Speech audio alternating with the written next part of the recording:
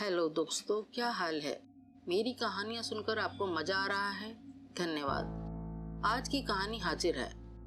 एक बार फिर वही कि सब्सक्राइब और लाइक करना ना भूलना और पूरी कहानी जरूर देख। तो चलिए सुनते हैं कहानी कठपुतली के बदले की। जी हाँ दोस्तों, जब गुनाह इतना बड़ा हो कि भुलाया ना जा सके तो कठपुतली भी बदला ले सकती है। चलिए शुरू करते हैं कठपुतली का बदला।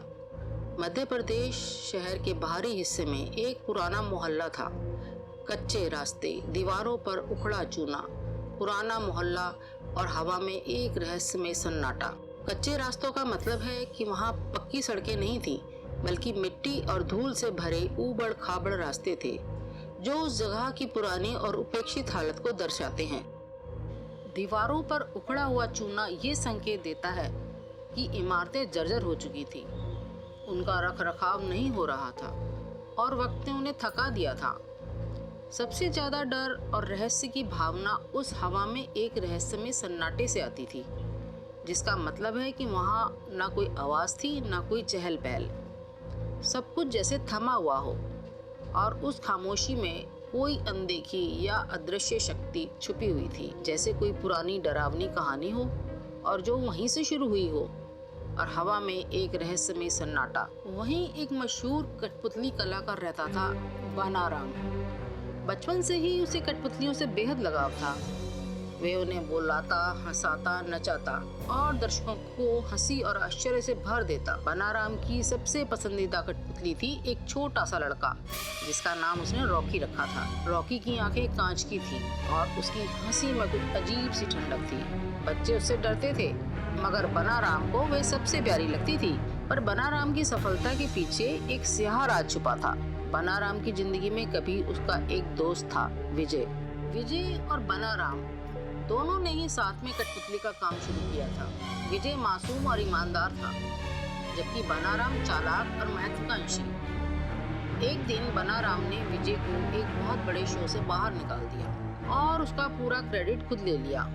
ये एक बड़ा शो था, प्रसिद्ध कठपुतली शो से बाहर निकाल देने की वजह से, जिससे दोनों के बीच गहरा विवाद हो गया। विजय वर्षों से उस शो का हिस्सा था और उसकी मेहनत से ही शो को पहचान मिली थी, लेकिन बनाराम ने लालच या जलन के चलते उसे बिना बताए बाहर कर दिया। ये धोखा उस दोस्त के लिए न सिर्फ अपमानजनक था, बल्कि भावनात्मक रूप से भी तोड़ देने वाला था। उसे ऐसे महसूस हुआ कि जैसे उसके अपने ने ही उसकी पीठ पर छुरा घोंप दिया हो। इस विश्वासघात के कारण दोनों दोस्तों के बीच कटुता आ गई और उनका रिश्ता हमेशा हमेशा के लिए टूट गया। जो रिश्ता कभी भरोसे और साथ पर टिका था, अब वे अविश्वास और गुस्से में बदल गया। विजय टूट चुका था। गरीबी में जूझते हुए उसने बनाराम से माफी मांगने की कोशिश भी की, पर बनाराम ने उसे जलील कर भगा दिया। और फिर एक दिन खबर आई, विजय की रहस्यमयी मौत हो गई है। कहा गया कि उसने आत्महत्या कर ली, मगर कुछ लोगों ने उसकी गर्दन पर चोट के निशान देखे थे। कुछ महीनों बाद बनाराम ने एक नई कठपुतली बनाई। काले बाल, सफ़ेद आंखें और कुछ अजीब सी मुस्कान। जब बनाराम उसे बना रहा था तो ना जाने क्यों उसके दिमाग में विजय के ख्याल आ रहे थे।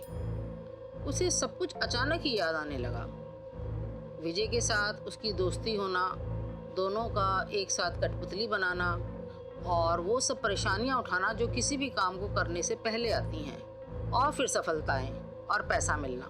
एक दिन बनाराम के मन में लालच आया और फिर जो उसने किया वो सिर्फ वो ही जानता था। बनाराम ये सब उस पुतले को बनाते समय सोच रहा था और वो नहीं जानता था कि वो किस शक्ति को उस पुतले में स्थापित कर रहा है। उस कठपुतली का नाम उसने रखा विजू। बनाराम जब भी विजू को मंच पर लाता, लोगों की सांसें थम जाती। पुतले की हरकतें इतनी असली लगती कि लगता वो खुद चल रहा हो। जब कठपुतली विजू चलता तो ऐसा लगता जैसे कोई जीवित इंसान चल रहा हो। जब कठपुतली विजू मंच पर आता तो पहली नजर में कोई भी नहीं कह सकता कि वह सिर्फ लकड़ी का एक खिलौना है। उसके हाव भाव, उसकी चाल और उसकी आंखों की चमक में ऐसी जीवंतता होती कि जैसे वो कोई असली इंसान हो। उसकी हल्की सी गर्दन की हरकत, हाथों का उठना गिरना और सिर का झुकाव इतना स्वाभाविक लगता कि दर्शकों को भ्रम हो जाता कि शायद कोई इंसान ही वेश बदलकर कठपुतली बना हो। विजू की आंखों में एक अजीब सी चमक होती, ना तो पूरी तरह से मासूम, ना ही पूरी तरह निर्दोष। जब वे मंच पर धीरे धीरे चलता उसकी चाल में एक रहस्यमय लय होती, जैसे कोई पुरानी आत्मा लकड़ी के उस शरीर में बस गई हो। उसके होठों पर टिकी रहस्यमय मुस्कान और हरकतें दर्शकों को एक पल को सम्मोहित कर देती। जिस पल भी जो मंच पर आता, कदम रखता, सारा माहौल बदल जाता, जैसे कोई अदृश्य शक्ति उसे नियंत्रित कर रही हो। उसके नाचने, झुकने और देखने के अंदाज में इतना गहरापन होता कि कई बार लोगों के रोंगटे खड़े हो जाते। कठपुतली होते हुए भी वे दर्शकों की आंखों में झांकता था और जैसे कोई बहुत पुराना भूला हुआ राज बताने की कोशिश कर रहा हो। विजो सिर्फ एक कठपुतली नहीं लगता, वे मंच पर आते ही किसी जिंदा इंसान की तरह सांस लेने लगता था। एक बड़ा रंगमंच, सामने भीड़ जमा है, बच्चे, बूढ़े और जवान, सबकी नजरें मंच पर लगी हुई हैं। शाम का समय है, हल्की रोशनी में मंच पर बनाराम का कठपुतली शो चल रहा है। ढोलक और बांसुरी की मधुर धुन वातावरण में गूंज रही है। मंच के बीचों बीच बिजू कठपुतली नाच रहा है। उसके कपड़े चमकीले हैं, सिर पर छोटी सी टोपी है और उसकी आंखों में गजब की चमक है। पर जो बात सबसे खास है वो है उसका नाचना। बिजू इस तरह से नाच रहा है जैसे कोई असली इंसान हो। कभी वे गर्दन हिलाकर दर्शकों की ओर देखता है, कभी पांव पटकते हुए ताल से ताल मिलाता है। उसके हाथ, उसके पैर, उसकी चाल, सब कुछ इतना जीवंत और असली लग रहा है कि लोग दंग रह जाते हैं। भीड़ में अचानक कोई चिल्लाता है, वाह बिजू, क्या बात है। फिर दूसरा दर्शक बोल उठता है, ऐसी कठपुतली पहले कभी नहीं देखी। तालियों की गड़गड़ाहट गूंज उठती है। बच्चे उछल उछल कर विजू विजू चिल्ला उठे हैं। कठपुतली को नचाने वाला बनाराम भी हैरान है कि आज विजू खुद ही कैसे जिंदा हो गया है।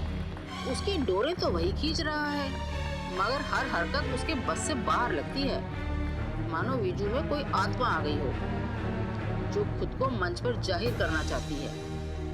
मंच की रोशनी विजू पर पड़ती है और उसकी परछाई दीवार पर बहुत लंबी हो जाती है, जैसे वो कोई साधारण कठपुतली नहीं बल्कि कोई रहस्यमय जीव हो जो सबको अपने नृत्य से मंत्रमुग्ध कर रहा है। ये दृश्य जितना मनोरंजक है उतना ही रहस्य से भरा हुआ भी लगता है।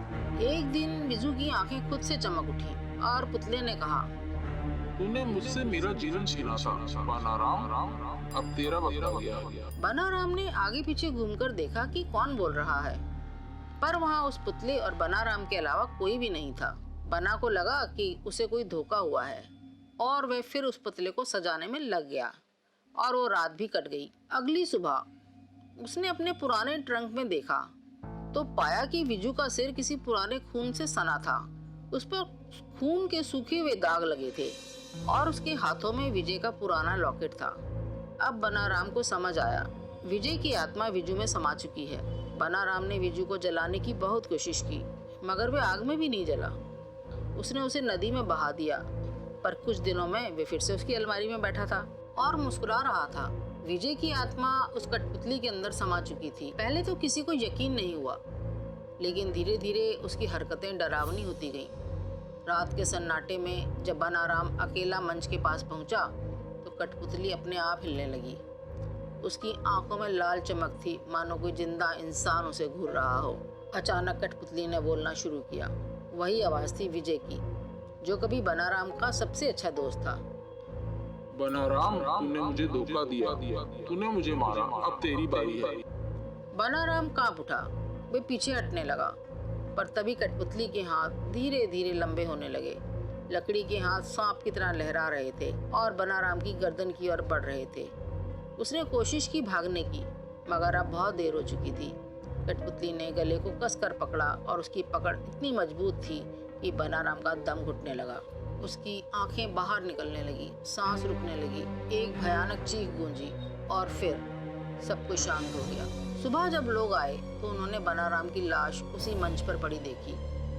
गले पर लकड़ी के निशान थे और पास में वही कठपुतली बैठी थी, मानो कुछ हुआ ही ना हो, मगर उसकी आंखों में अब भी विजय की आत्मा की आग जल रही थी।